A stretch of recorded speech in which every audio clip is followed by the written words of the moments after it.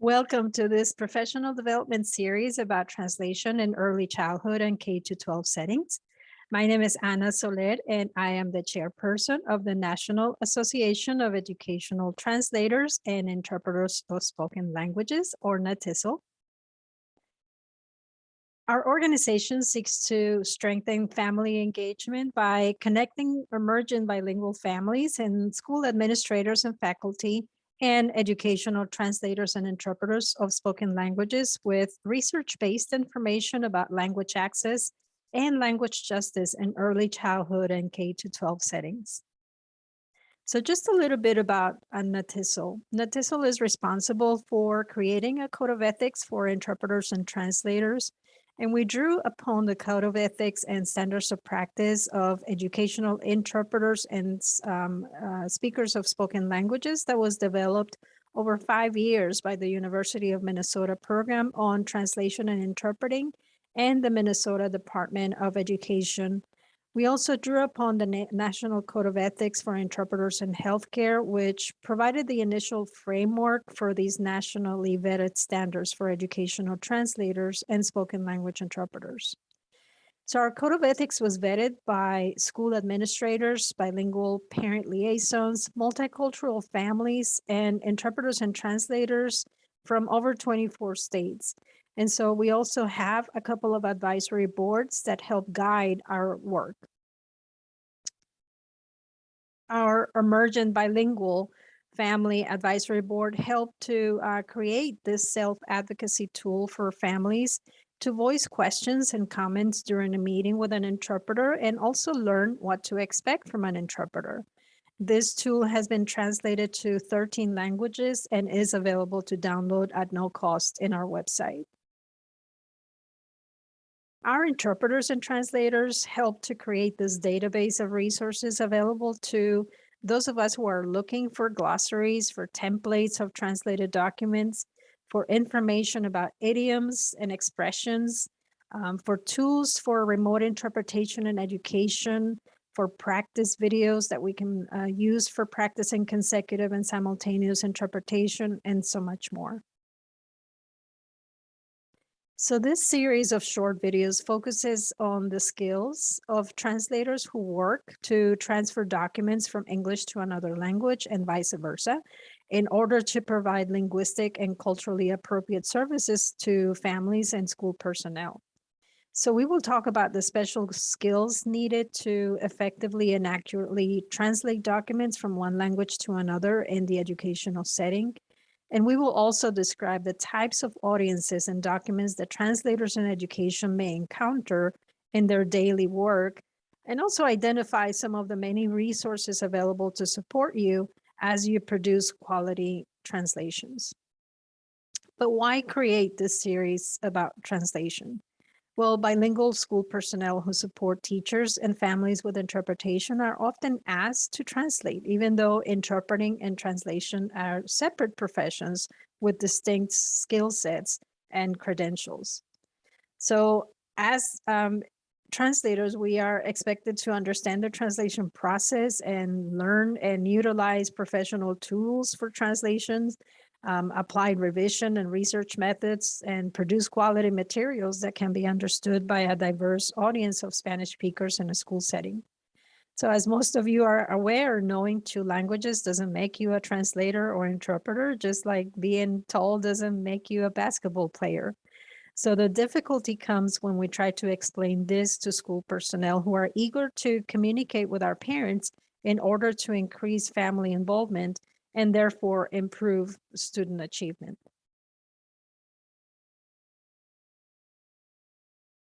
So just like in the interpretation field, relying on someone with basic knowledge of a second language who is unaware of how to move information and emotions across language and cultural barriers can become a waste of resources and in the educational setting, a disservice to the parents and the school personnel that we're trying to serve. So interpretation involves the immediate communication of meaning from one language to the other, the source or native language, into another, which is the target language. So an interpreter conveys meaning orally while a translator conveys meaning from written text to written text. So as a result, interpretation requires skills different from those needed for translation. Many individuals have some verbal proficiency in more than one language, but are not completely bilingual or biliteral, meaning that they may not have the ability to read and write in their native language. So a qualified interpreter may not be as comfortable translating documents due to his or her limited knowledge of the grammar or the spelling in the native language. So when seeking a bilingual person to produce written documents in another language, agencies, including school districts and educational institutions, must be careful to screen individuals and seek the assistance of a fully bilingual and biliteral person to attest to the candidate's skills and experience in school terminology. So let's start with the basics and talk about the language access legislation that supports the presence and professional development of both interpreters and translators in school settings. So in terms of language access to students and parents in the process of learning English, we should highlight the Title VI of the Civil Rights Act of 1964, which prohibited discrimination on the basis of race, color, or national origin.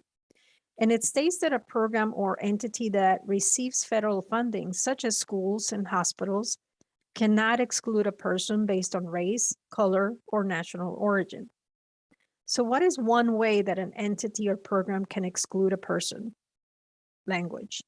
So thanks to this legislation, programs receiving federal funding are required to take reasonable steps to ensure meaningful access to their programs and activities by English learners. So these reasonable steps are open to interpretation and depend on a number of proportion of English learners that the program comes in contact with, the nature and the importance of the program, the activity or service provider, and also the resources available to the recipient or the agency, and of course, cost. So most recently in 2015, the U.S. Department of Justice Civil Rights Division and the U.S. Department of Education Office for Civil Rights have offered a set of guidelines for schools about the rights of parents and guardians who do not speak, listen, read, or write English proficiently because it is not their primary language.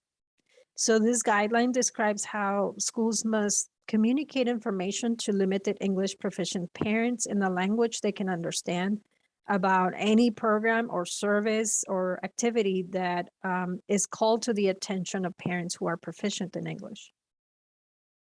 So this includes, but it's not limited to, information related to registration and enrollment in school and school programs, notices about discrimination, language assistance programs, parent handbooks, report cards, information about gifted and talented programs, student discipline policies and procedure, charter schools, of course, special education and related services, parent-teacher conferences, and requests for parent permission for student participation in school activities or extracurricular activities. So let's talk about our audience. The audiences that we are able to reach with our translated documents are very diverse and are in different places in their acculturation process. So some families may have just arrived to the United States and are still in a state of culture shock, while others who are reading the same translated materials may have been living in the United States for a long time and may have already learned to navigate the educational system.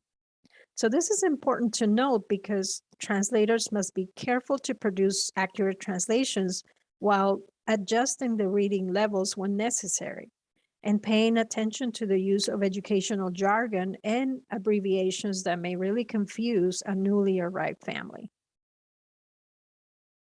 In addition, because of the diversity of our language, Spanish being a good example, when a word has so many possible translations, it is really important to use the services of a professional that is aware of cultural differences reflected on a language, but also knowledgeable of the educational jargon that may not have equivalents in a second language. So all of this takes considerable experience and top-notch writing skills, since translation within the educational field is more than just replacing one word with another. So ideally, you're translating the meaning, which is, what we really want to see in the text. So this affords the translator the opportunity to go beyond language to provide a meaningful translation.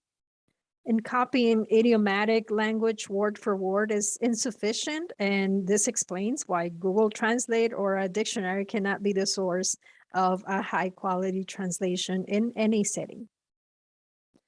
And when working with special populations or audiences that may have low literacy levels, it is essential that the professional translator in education feels empowered to advocate for these families and students and offer different formats of the same information that may not rely only on the written form.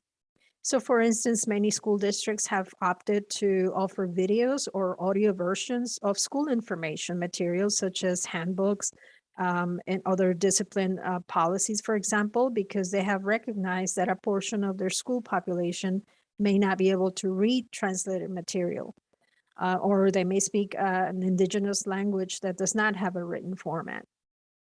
So consider always the units of translation at the word, sentence, or even paragraph level, in addition to the purpose of the translation and what it will serve, especially in the educational context. And this will ensure that you have an accurate product at the end of the day. So of course, being true to the original text is only one component of translation services. And equally important is that the translated ideas must be able to stand alone in the target language. And many of us have encountered various examples of poor quality translations that may come through our desks ready to be distributed, or that we have to revise or redo completely to make sense of the message that will actually produce the intended action. So in worst cases, we have seen poor translations of school documents in the hands of parents, which may contain words that may be offensive or obscene.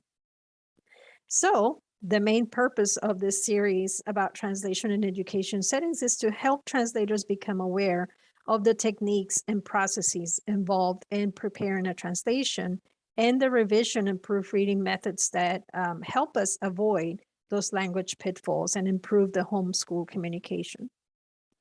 So the interdisciplinary nature of translation in the educational field allows translators with different areas of expertise to deploy these skills.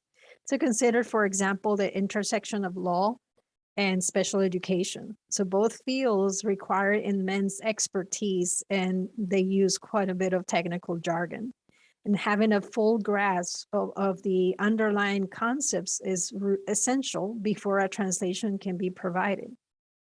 The educational setting provides tremendous opportunities for individuals with such complex technical knowledge to really show off their skills. This concludes our introductory video. In our next video, we will cover some practical steps to take to start and develop the translation process, and we hope you join us. Thank you for watching.